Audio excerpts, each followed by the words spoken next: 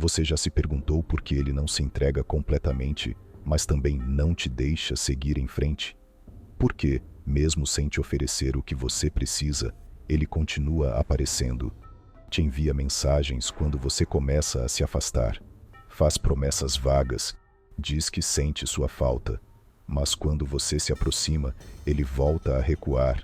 É um ciclo doloroso, confuso e viciante. E se eu te disser que isso tem uma explicação psicológica profunda, que isso não é apenas sobre ele não saber o que quer, mas sobre algo muito maior, algo que envolve medo, trauma, carência e apego? Hoje, a gente vai mergulhar nesse campo psicológico que prende tantas pessoas em relações que nunca chegam a lugar nenhum, mas também nunca terminam de verdade. Você vai entender o que está acontecendo, não só com ele, mas com você também. Porque no fundo, há duas pessoas lutando contra os próprios fantasmas e se machucando no processo. Vamos começar pelo comportamento dele. Ele evita o compromisso. Ele quer você por perto, mas não por inteiro. Ele se aproxima, mas com limites invisíveis. E sempre que você tenta passar por essa barreira, ele levanta um muro. Muitas vezes, esse tipo de comportamento é associado ao que a psicologia chama de apego evitativo.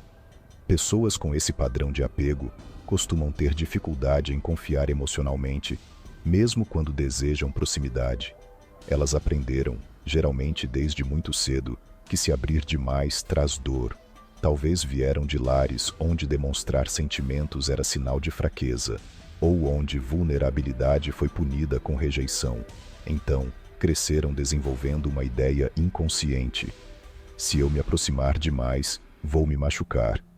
Se eu depender de alguém, vou ser abandonado. Essas pessoas querem conexão, mas têm medo dela. Então, entram e saem. Puxam você para perto, mas quando sentem que estão ficando vulneráveis, recuam.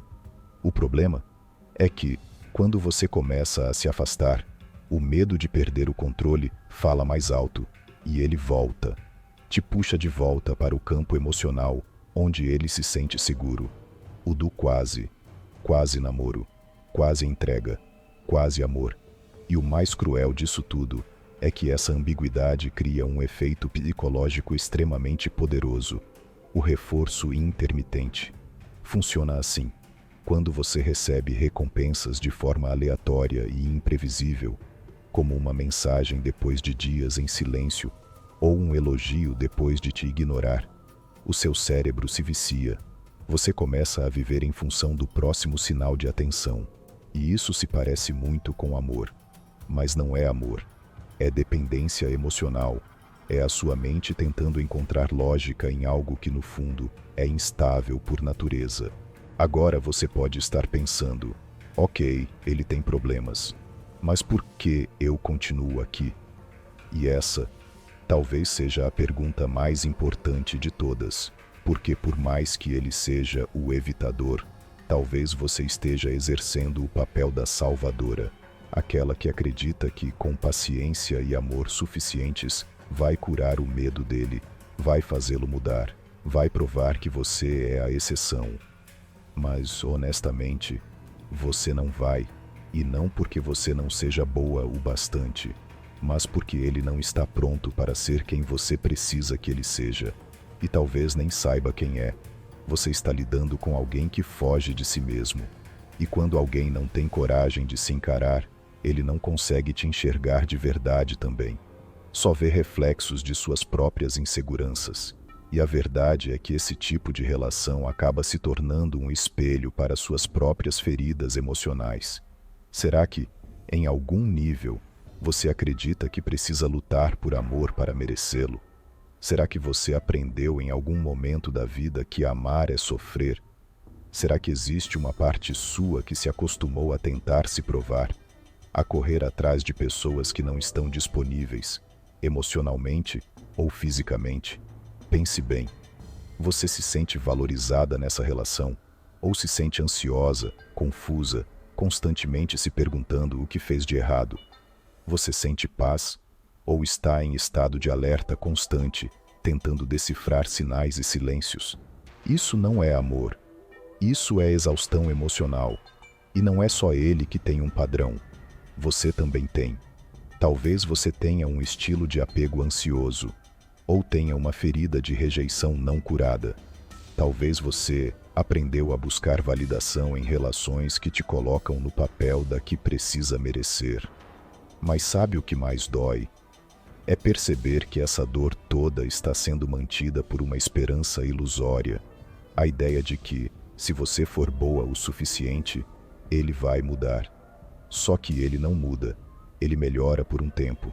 Depois volta a se afastar. E cada volta dele te prende mais um pouco.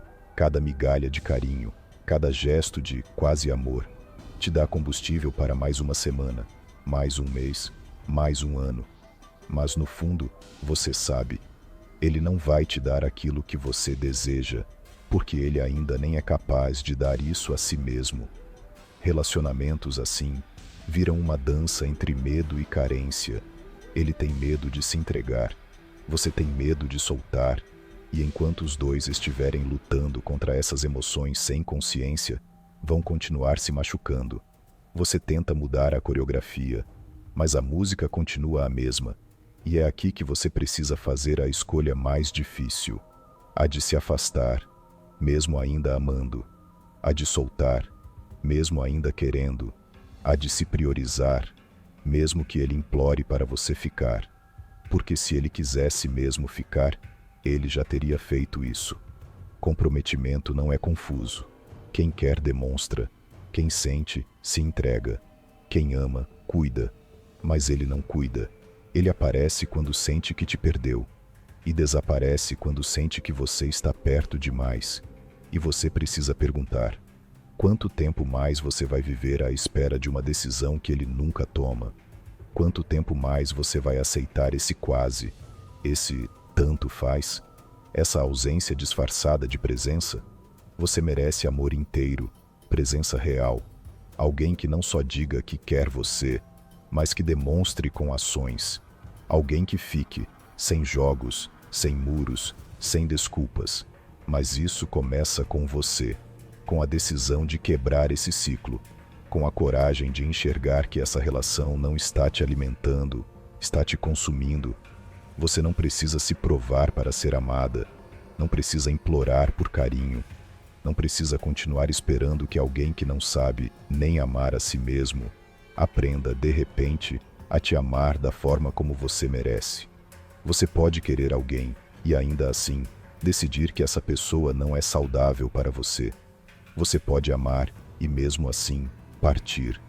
Isso também é amor, amor próprio. E não pense que isso é fraqueza, é força, é maturidade emocional, é libertação.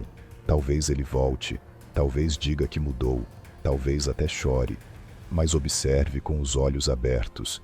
Se as ações não mudam, as palavras são apenas mais um capítulo da mesma história. Você não é uma personagem secundária na história de ninguém. Você é autora da sua própria, e a cada dia que passa presa nesse ciclo, você está escrevendo um roteiro onde a protagonista se esqueceu de si. Chegou a hora de lembrar, de voltar para você, de se escolher. Não porque você não o ame, mas porque você se ama também.